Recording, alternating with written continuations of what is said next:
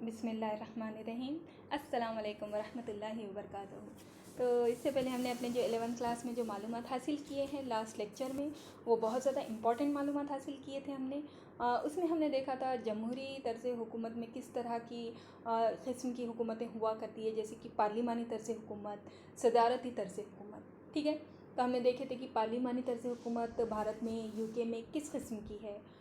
उसी तरह से हमने देखा सदारती तर्ज़ हुकूमत, और दोनों में हमने एक चीज़ फ़र्क हमने देखा कि उसमें कैसा होता है कि पार्लिमानी में एक होते हैं सदर जमहूरिया जिनके पास बराए नाम इख्तियारात है और एक्चुअल इख्तियारात वज़ीर आज़म के पास, जबकि सदारती में तमाम तर इख्तियारात सदर के पास होते हैं।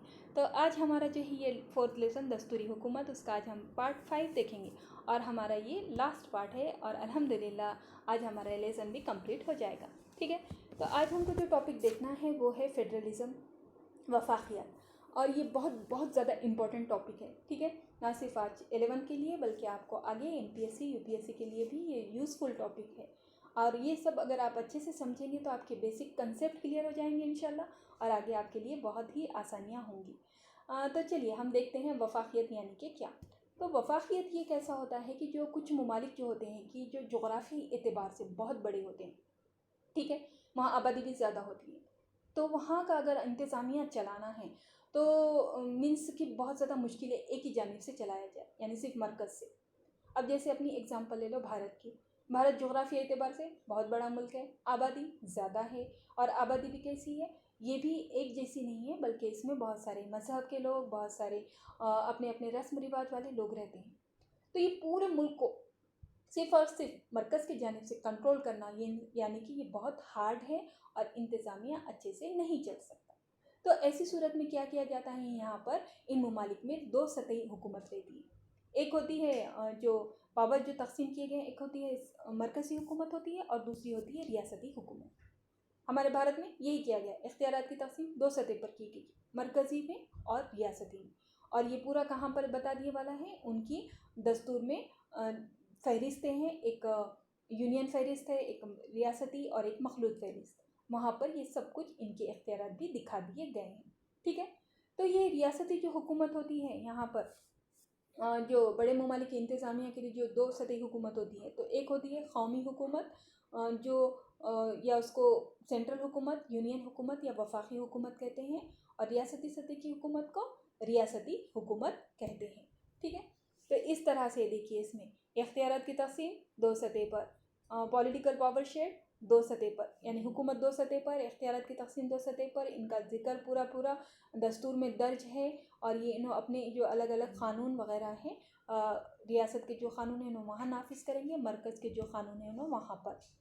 तो अब जिन ममालिक में कौमी और रियासती हुकूमतों का नज़्म है, उसको कौन सी कहेंगे, वफाकी निज़ाम या वफाकी हुकूमत कहते हैं, यहाँ पर इस तरह का नज़्म किया गया।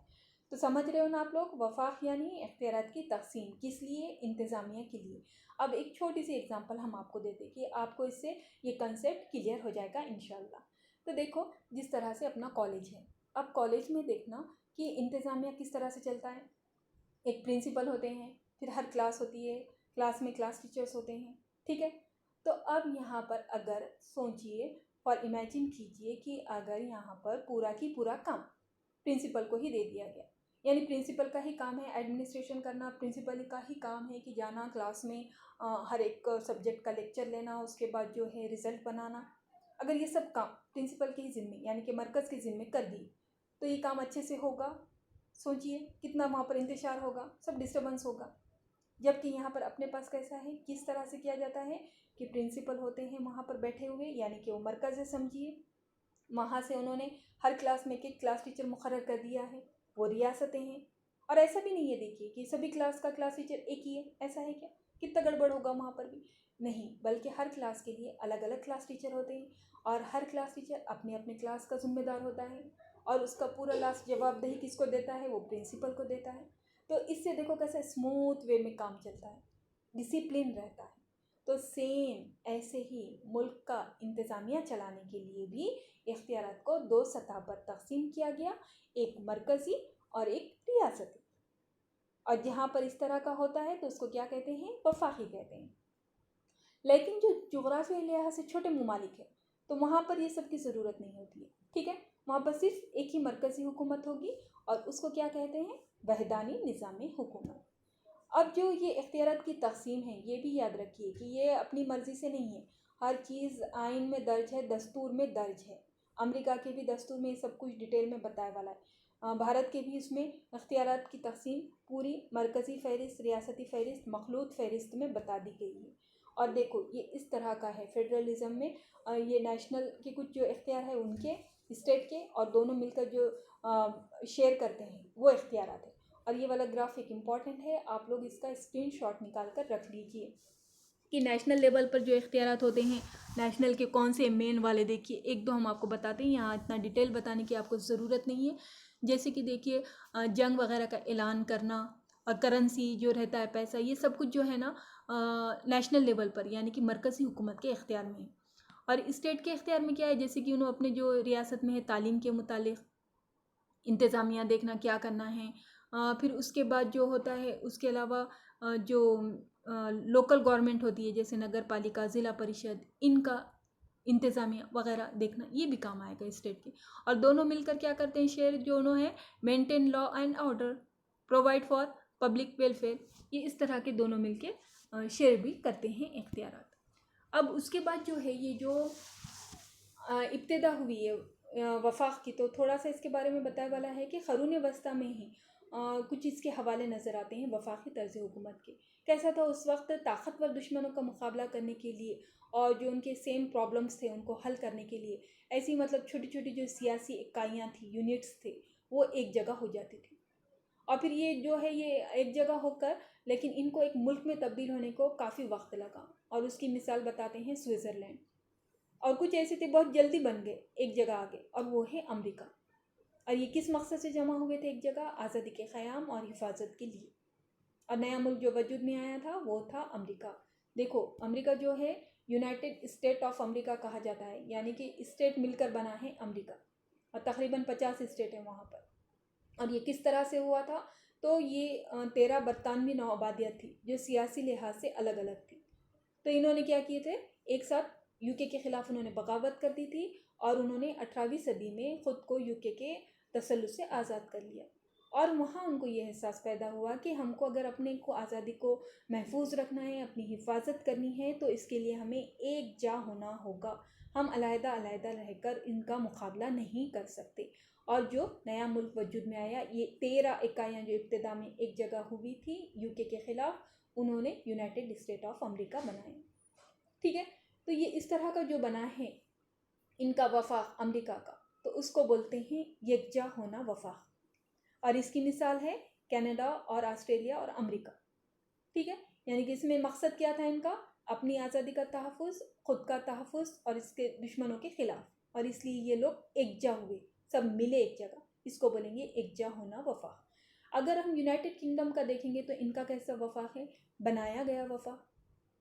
अब वहाँ पर कैसा था कि वहाँ पर पहले जो था वहदानी तर्ज़ हुकूमत थी, लेकिन बाद में से उन्होंने मुल्क को मुत्तहिद रखने के लिए उन्होंने सियासी इख्तियारात को तक़सीम किया। रियासतों में भी उन्होंने उन लोगों को भी ज़्यादा इख्तियारात मुहैया करवाए, वरना ऐसी सिचुएशन होने वाली थी कि वो रियासतें अलग हो जाती और वो अपनी अपनी आज़ादी का मुतालबा करना शुरू कर देती। तो इसलिए इन्होंने क्या किया, यूनाइटेड किंगडम ने बनाया गया वफाक उन्होंने बनाए, रियासतें बनाई, वहदानी से उन्होंने वफाक की तरफ आए और रियासतों को इख्तियारात दिए, ठीक है। तो इसमें देखिए आज जो है उनके उसमें स्कॉटलैंड, वेल्स, जनूबी आयरलैंड को उन्होंने बहुत हद तक खुद मुख्तारी दे दी है और उनकी अपनी कानून साज मजलिस है यूके में।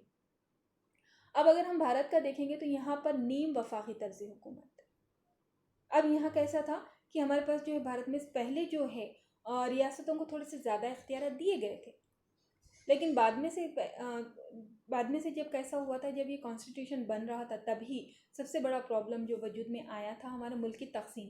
पाकिस्तान ये एक आज़ाद मुल्क बन गया था। तो ऐसी सूरत में वहीं पर यह नज़रिया सामने आ गया था कि अगर हमको हमारे मुल्क के इत्तेहाद को क़ायम रखना है तो मरकज़ी हुकूमत को ज़्यादा पावर देना है। तो इसलिए हमारे पास ही कैसा है, मरकज़ी हुकूमत के पास मेन शोबे हैं, मेन इख्तियारात है, और रियासतों को इख्तियारात दिए गए लेकिन मरकज़ के मुकाबले में कम दिए, इसको बोलेंगे नीम वफाकी। क्योंकि हमारे पास एक तो सेकंड उससे पहला ये प्रॉब्लम हुआ था, आज़ादी के बाद जो देसी रियासतें थे उनको इंज़माम करना था। हैदराबाद, कश्मीर, जूनागढ़, ये इस तरह का, मतलब ये सारे प्रॉब्लम रहने की वजह से हमारे पास मरकज़ को पावरफुल रखा गया। तो फेडरलिज्म के दो है, देखिए ये एक है इम्पॉर्टेंट बोल के हमने ये भी एक रख लिया आप लोगों के लिए कि टाइप ऑफ फेडरलिज्म दो है किस्म उसकी। एक है देखो सेंट्रीफ्यूगल और एक है सेंट्रीपिटल। अब ये क्या है, तब इसमें थोड़ा सा हम आपको शॉर्ट में बता देते हैं कि जो है फर्स्ट वन जो रहता है मरकज़ की जानिब, तब इसमें कैसा रहता है कि ये जो बनाया गया है तो इसमें सूबे जो रहते हैं जो मरकज़ी हुकूमत की तरफ कशिश रखते हैं। देखो उसमें एरो जो है, ये एरो जो है पूरे बनाए वाले ये सूबे हैं यानी कि रियासतें हैं, ठीक है। और इन्हों किस तरफ जा रहे हैं, मरकज़ की तरफ जा रहे हैं। किस लिए जा रहे हैं, अपने तहफ़्फ़ुज़ के लिए, अपनी हिफाजत के लिए। तो इसको क्या बोलते हैं, कौन सी हुकूमत बोलेंगे इसको, ये वफाकी मरकज़ की जानिब है, सेंट्रीपिटल है। और इसकी मिसाल अमेरिका है, समझ गए ना आप। और दूसरी जो है इसकी मिसाल देखिए, अब ये वफाकी किस्म सेंट्रीफ्यूगल। अब इसमें कैसा रहता है, सूबे की जानिब। अब यहाँ पर अपने पास कैसे मरकज़ी हुकूमत कायम थी, लेकिन उन्होंने क्या किया, अलग अलग जो है रियासतों को भी मंजूरी दी, और कुछ रियासतों को यहाँ पर जो है सेम ही आ गए, जो आना चाहिए था ये सेकंड वाला जो है पिक्चर जो है गलती से उसी का आगे वाला है सेंट्रीपिटल का, लेकिन वो उसका नहीं है। ये सेंट्रीफ्यूगल का जो है ये गलत हो गया वाला है, ठीक है, समझ गए ना आप। ये एरो जो है ना ये उल्टे आना था, मरकज़ से निकलकर इस तरफ आना था, सूबे की जानिब आना था, ठीक है। ये एक पिक्चर में एक चेंज है, ये यहाँ गलती से हमने दोनों भी पिक है ना सेम ही लगा दिए वाले हैं। ये इधर फर्स्ट वन सेंट्रीपिटल का राइट है, मरकज़ की जानिब वाला, और सूबे की जानिब में सिर्फ एरो है ना, आप लोगों को थोड़ा सा आप समझ लीजिए अब यहाँ पर कि ये चेंज रहना, यानी कि रियासत की जानिब जाते हुए निशान होना चाहिए।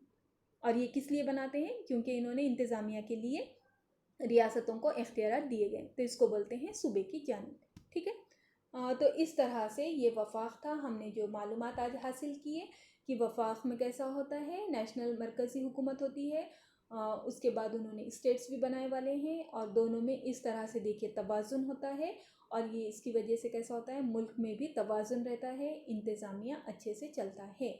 और अगर पूरा की पूरा मरकज़ को रहा, स्टेट को नहीं रहा, तो देखिए आप वो उधर झुक जाएगा, फिर इंतज़ामिया होगा क्या, नहीं होगा। लेकिन इस तरह से तवाज़ुन मेंटेन रखने के लिए वफाक को अपनाया जाता है, ठीक है। तो अल्हम्दुलिल्लाह से हमारा आज का ये जो लेसन है ये भी कंप्लीट हो गया है, और उम्मीद है कि आप लोगों को अच्छे से ये लेसन समझ में आ गया होगा। और अगर कहीं पर भी कुछ भी आपको कन्फ्यूजन लगता है तो आप बिल्कुल हमसे पूछ सकते हैं, ठीक है। चलिए फिर, अस्सलाम वालेकुम वरहमतुल्लाहि वबरकातुहू।